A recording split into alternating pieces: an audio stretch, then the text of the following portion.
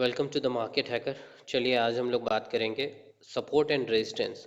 Support and resistance में भी बहुत सारी चीज़ें हैं, बहुत डेप्थ में जाने लायक चीज़ें हैं। बट हम लोग बेसिक समझते हैं सपोर्ट एंड रेजिस्टेंस ड्रॉ कैसे करेंगे और सपोर्ट रेजिस्टेंस कब बेहतरीन काम करेगा और कितने तरह के सपोर्ट एंड रेजिस्टेंस होते हैं। ये सारी चीज़ों पे आज डिस्कस करेंगे। तो देखो, आपको मैं एक चीज़ बता दूं, ये जो है बैंक निफ्टी का डेली चार्ट है, डेली टाइम फ्रेम आप देख रहे हो।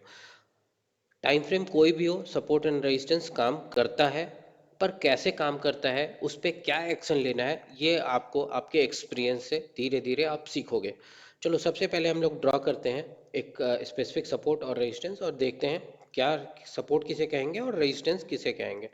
तो सबसे पहले आप देखो, किसी भी दो, जब प्राइस किसी स्पेसिफिक प्राइस से ऊपर गया है, राइट, ऊपर आने के बाद जब नीचे रुक रहा है तो उस जगह पे कहते हैं कि ये सपोर्ट ले रहा है, ये सपोर्ट है।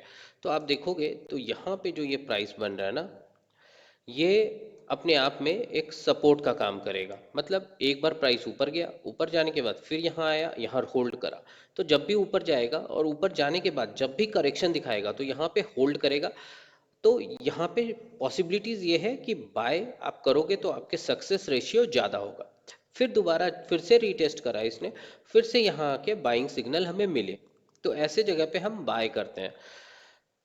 इसे कहते हैं सपोर्ट। अगर यही प्राइस इसी प्राइस के नीचे जब ये किसी तरह ब्रेक डाउन दे देता है, ब्रेक डाउन देने के बाद ट्रेड नीचे करने लगा, आप देखो यहाँ पे जो ये कैंडल बन रहा है, ये कैंडल कैसा है, ये कैंडल एक शूटिंग स्टार कैंडल है और कहाँ पे है, एक रेजिस्टेंस के पास है। तो मतलब इसके बाद नेक्स्ट प्राइस जो है नीचे जाने के चांसेस बढ़ जाते हैं। क्यों? क्योंकि ये जो सपोर्ट था यही इसके लिए रेजिस्टेंस का काम करेगा। ठीक है। तो इस कैंडल के लो के नीचे जैसे ही क्रॉस करेगा वो नीचे मूवमेंट प्राइस का दिखाएगा और नीचे मूवमेंट दिखा रहा है। अब आप बोलोगे यहाँ से ऊपर गया तो नीचे और भी सपोर्ट होंगे, वो ड्रॉ करने के बाद हमें पता चलेगा कहाँ पे है कहाँ पे नहीं है। ठीक है। सिमिलर वे में जब ऊपर से प्राइस रिजेक्शन ले रहा हो तो जहां पे रिजेक्शन ले रहा है ऑलमोस्ट उस जगह पे एक रेजिस्टेंस बन जाता है, जो कि ऊपर जाने नहीं देगा, प्राइस को ऊपर जाने से पहले रोकेगा।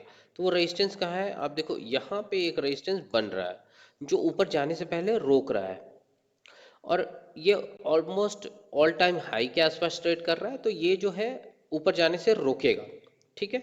अब आ जाते हैं छोटे टाइम फ्रेम में या दूसरे तरह के कुछ और सपोर्ट एंड रेजिस्टेंस को कर देखते हैं। उसके बाद देखेंगे किस सिनेरियो में हमें बाई करना चाहिए, किस सिनेरियो में हमें बाय नहीं करना चाहिए या सेल करना चाहिए, किस डायरेक्शन का ट्रेड लेना चाहिए।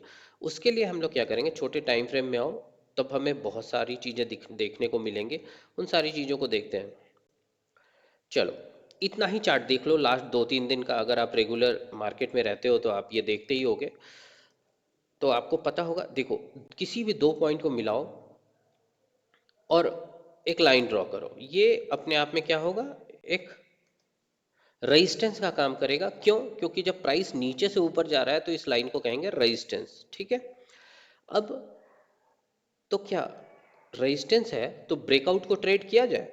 ब्रेकआउट को ट्रेड कब करेंगे, क्या इस कैंडल पे करेंगे, 940 वाले कैंडल पे? नहीं, 940 वाले कैंडल पे, रनिंग कैंडल पे क्यों नहीं करेंगे?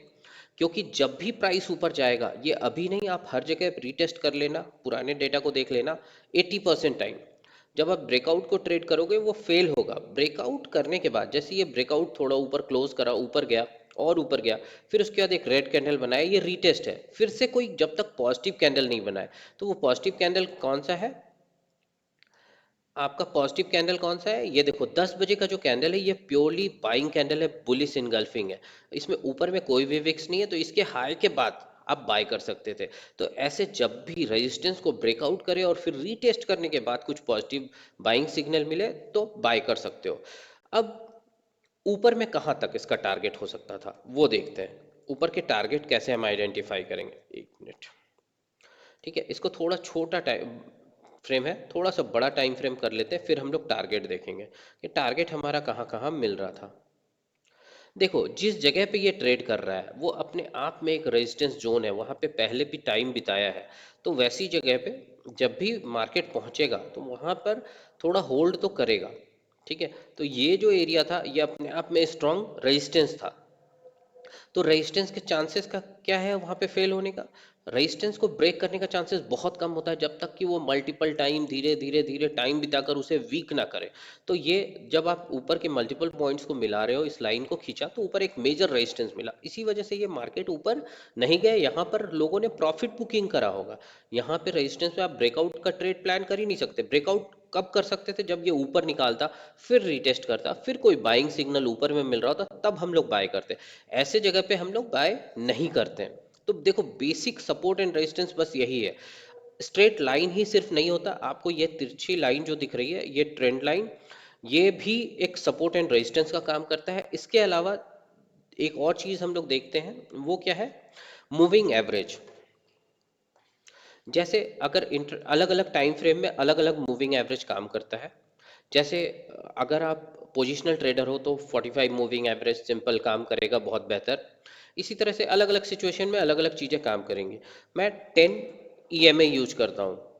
10 ईएमए में क्या करना है आपको? 10 ईएमए सेट कर लो। ये एक डायनेमिक सपोर्ट एंड रेजिस्टेंस का काम करता है। कैसे, वो मैं आपको बताता हूँ। जब भी प्राइस इसके ऊपर होगा और वापस जब करेक्शन दिखाकर यहाँ पे आएगा, तो देखो यहाँ पे आके रुका, इसने नीचे गिरने नहीं दिया। ये अपने आप में क्या है? एक मेजर सपोर्ट का काम करेगा जब प्राइस ऊपर से नीचे आ रहा है। और जब ऐसे ही जब इस ईएमए के नीचे प्राइस ट्रेड कर रहा है, तो ऊपर जाने के लिए इतनी आसानी से ऊपर नहीं जाने देगा, यहाँ पे ये रोकेगा। क्यों? क्योंकि ये मेजर रेजिस्टेंस का काम करेगा। तो ईएमए को जो है वो डायनेमिक हम लोग सपोर्ट एंड रेजिस्टेंस कहते हैं। ठीक है, ऐसे ही लर्निंग वीडियोस के लिए मेरे इस चैनल को सब्सक्राइब करो। Thanks for watching.